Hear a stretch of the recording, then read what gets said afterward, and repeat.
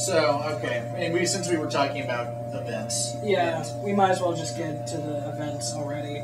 Yeah, picked up my Night of the Owl stuff. I've not read it yet. Well, I didn't pick up any of the Night of the Owl stuff. Well, let's see. I picked up something. I picked up Batwing just because I'm curious, which I'm really surprised that I did. But hey, I'm interested to see how that character fits into it. I think for me it was more of a money. Well, it was kind of a money thing and financial thing, but at the same time, I just don't really like the character of Batwing anymore. It seems it's like within the first 8 issues of his own series, it went from this is kind of an interesting concept to I'd rather read Dick Grayson. Well, we've talked about ways that Batwing could have and should have succeeded. Yeah. Like giving him a super high-tech suit probably wasn't the best way to distinguish him from other characters. Because really he should have been a thriftier, less rich version of Batman. If he was going to be somebody who grew up in the jungles and was a survivor, he should have been somebody who's thrifty and makes traps and... His own person. Right. Not just... Bruce Wayne got me a cool suit and I'm gonna fight crime. And it seems like with a lot of these Night of the Owls tie-ins, that the only reason they're tying in is to show off a fight and not to really move the plot. Sure. And I think that it doesn't seem to have a real impact on anybody who's not Bruce Wayne or Dick Grayson. Because that's what it seems like to me when I was flipping through Batwing, and it just seemed like Batwing fights a Talon. And it seems like that's how it is with all these characters, is such and such character from the Batman universe or of his little incorporated group fights a member of the Talon. The end. Yeah. With the exception of Nightwing, who is dealing with a little bit more of a personal issue within the Night of the Owl situation, and same with Bruce Wayne. And you actually see how it affects other people in the city too, because he goes to the mayor's office. Yeah. And one of the things that we're kind of, I feel like it's being tiptoed around. They've kind of tiptoed around, and I assume that they are going to address it soon enough. How's the commissioner at GCPD dealing with this? Yeah. Because Commissioner Gordon is, despite never having a costume and never being a superhero, is probably one of my favorite members of the Bat family. Yeah. Easily, actually. Oh, what was kind of interesting is in the last issue of The Dark Knight, they kind of poked holes in the kind of this overarching story between Detective Comics, Dark Knight, and all of his other titles, where Gordon's kind of cracking a little bit under, I don't know if it's either the pressure or getting his face almost torn off, or, getting all these things that have been happening to him. He has a very difficult job in Gotham City.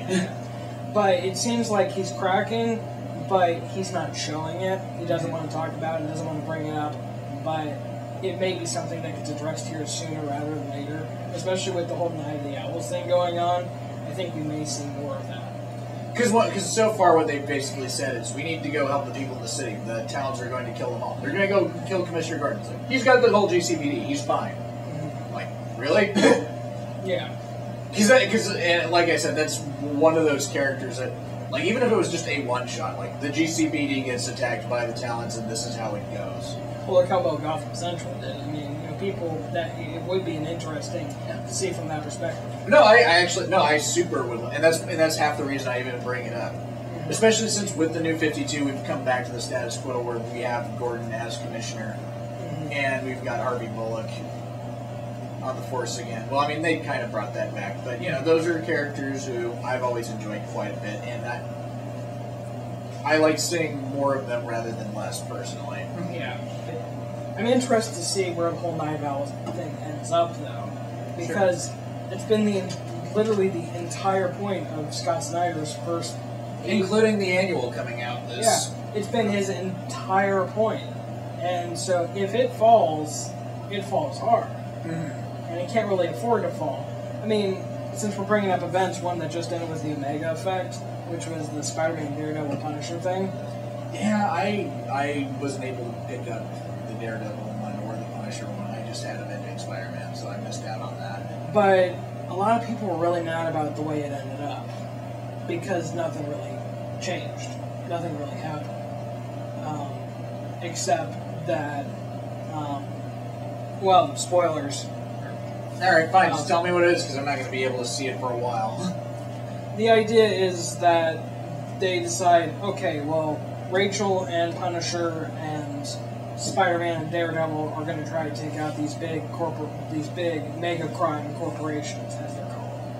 And they decide, okay, we're going to go to Grand Central Station, and we're going to stand in the middle and announce, all right, you want the Omega Drive, come and get it. And then we're going to destroy it and go, okay, well now no one can get it, so shut up and leave us alone. Things seem to be going well until Rachel punts and or shoots Daredevil off the ledge and takes the Omega Drive with her. But not betraying Daredevil, Punisher, and everybody. And it becomes more of a book about Rachel and Daredevil more so than the Omega Drive, because Daredevil, maybe it's because he's a ladies' man, maybe it's because he feels like he failed with Frank, is he wants to make sure that another Punisher doesn't happen, that Rachel can go back to a life of normalcy. And it ends up Rachel gets shot and escapes because she has a vest on. Matt thinks she's dead because he can't really see that she's wearing a vest.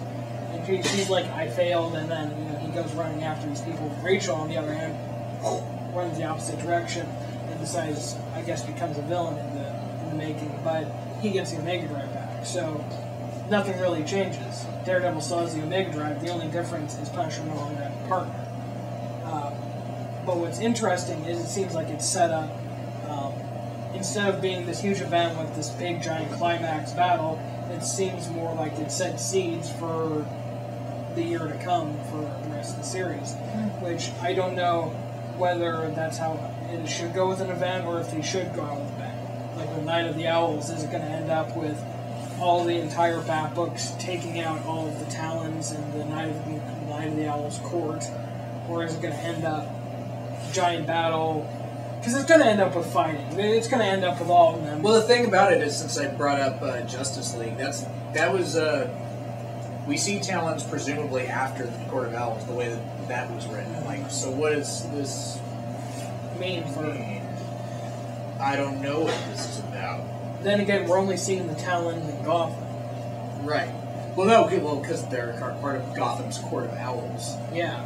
So it's pretty, I don't want to say obvious, but easy to assume that there may be other Courts of Owls. It's a Gotham fairy tale, though. I don't know.